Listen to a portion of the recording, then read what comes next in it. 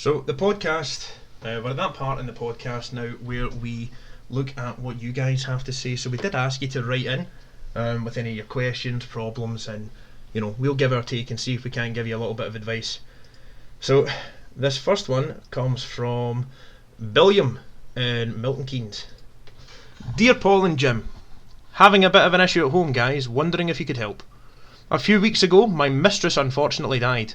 My wife has no idea, and I am struggling with how or what to tell her.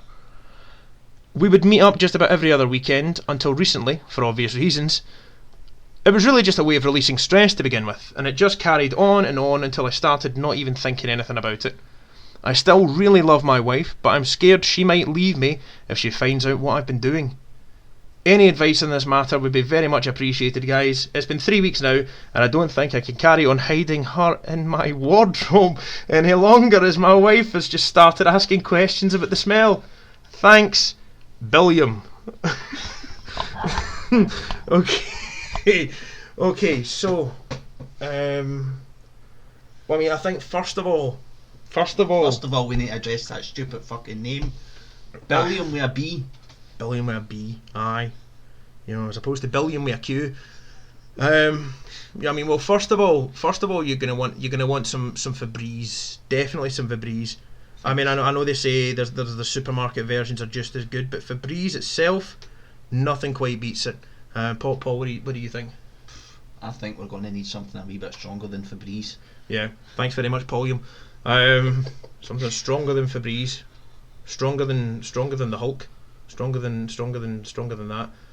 But do you know what it wouldn't? So Febreze would be stronger than the Hulk, but do you know what it wouldn't be stronger than? What's that? Friendship.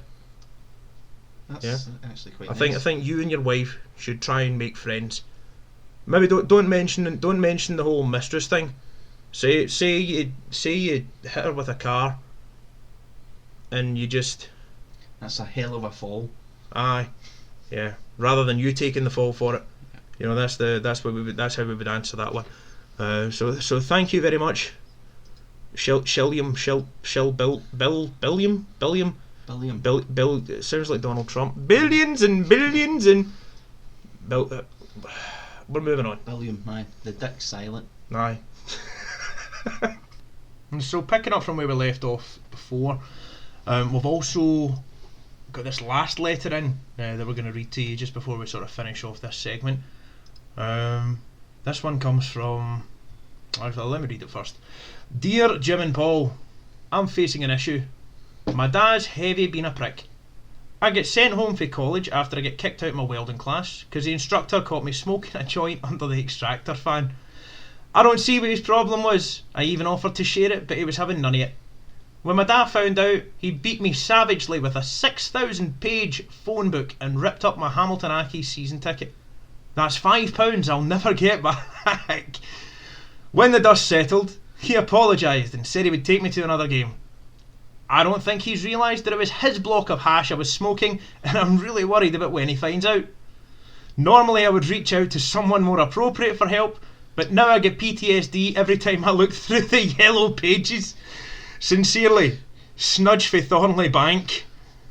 Well, Snudge, to be fair to you, I'd be smoking a lot of hash as well if I was a Hamilton Accies fan. Oh man. And I don't. What is it with football fans and being violent? It's a full-time whistle. It's a full-time. Exactly, that was a full-time whistle there for the squeak.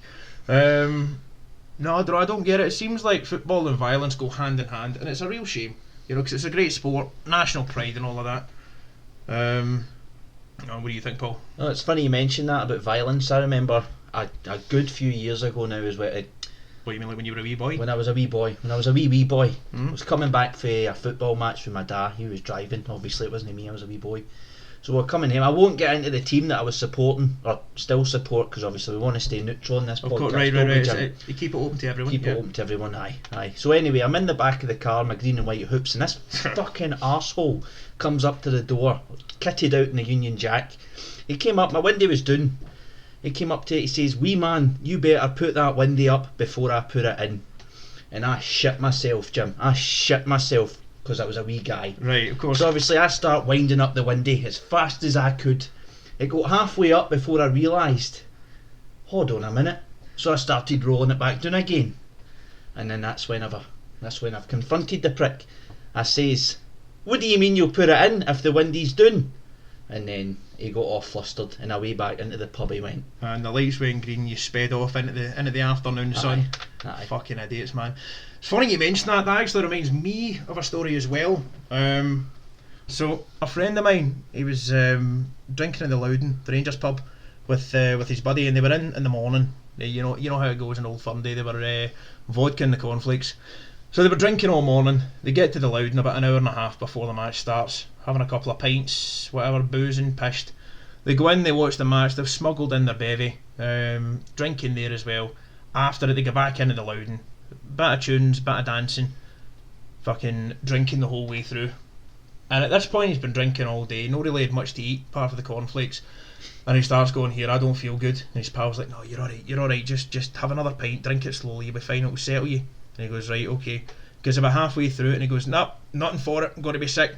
So he beelines through the crowd for the bathroom, belts the bathroom door open, runs to the first cubicle he sees, kicks the door open, and he fucking heaves his load. Alright, and what happened next? There was a guy sitting there, wasn't there? Really? There's a guy in there doing a shite. He's put the fucking door in, thrown up all over the guy. The guy's sitting there, toilet roll in his hand, looking down, just coated and sick. Right, and my pal, he's looking at him and he's going, when this guy gets over the shock of this, he's going to get up and put my fucking head in, right? Obviously. Yeah, so what he does, right, as a preemptive strike, he's cracked the guy, knocked him out, and then ran back out the fucking door and left him there. Oh, but aye, so that's football, man. It's a great sport. There's a lot of stuff that goes with it that you're not really that proud of. Aye. So that sort of concludes the section where we look at the letters from the fans. Thank you again, everyone who wrote into that Snudge and Billiam today. So what else has been happening, Paul? Do you know, I was thinking actually, not that long ago, about TV shows and how TV today is so different from how it used to be. Yep. So I mean, take for instance, whatever happened to X Factor?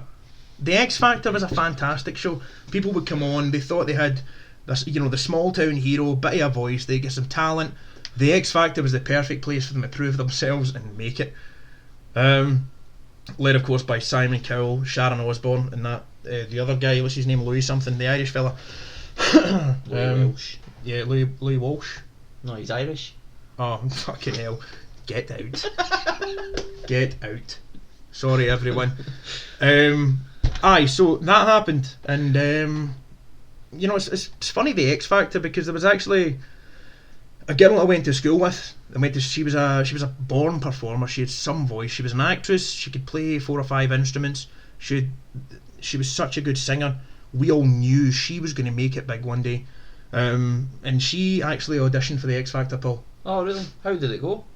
Well, she died of meningitis before she could audition, but that's not the point. The point is, the X Factor was a great show. Simon Cowell, fantastic, what a lead. Another show from around about that time was Anne Deck's Saturday Night Takeaway. Loved that show. That was so good, with the jokes and the guest participation, the wind up and stuff. And it did stop after a while. I suppose Anne McPartlin really was the driving force behind that show, and I suppose maybe that's why it went off-road.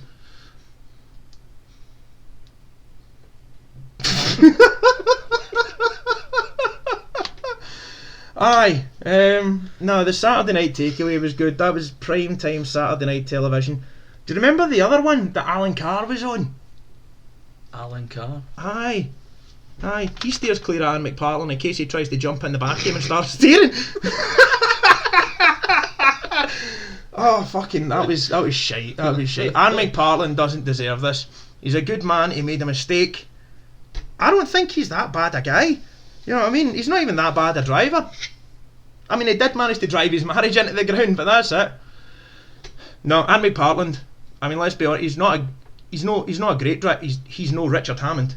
No. Richard Hammond, a guy that was driving so fast he managed to forget who he was for 3 months. Oh, wow. But I don't think it was actually I don't actually think it was the driving fast that kind of caused all that. I think it was the really fucking sudden stop at the end that might have caused Richard Hammond's issues. I mean, the guy's what, 5'6"? Aye, that's right. But before the car flipped, he was 6'5". For fuck's sake, man! I worry we're derailing things here. We're maybe going off road again. Don't fucking Sorry. talk about off-roading. Aye, I know. On that note, I'm a nobody. Get me out of here. Thank you very much for listening, guys, and we'll see you next week. And just before we finish up, just wanted to say a big special thank you to Snudge. I hope you get back to supporting the Hamilton Ackies soon, because it would be a real shame for them to lose 20% of their fan base over a hash joint. Well said, well said.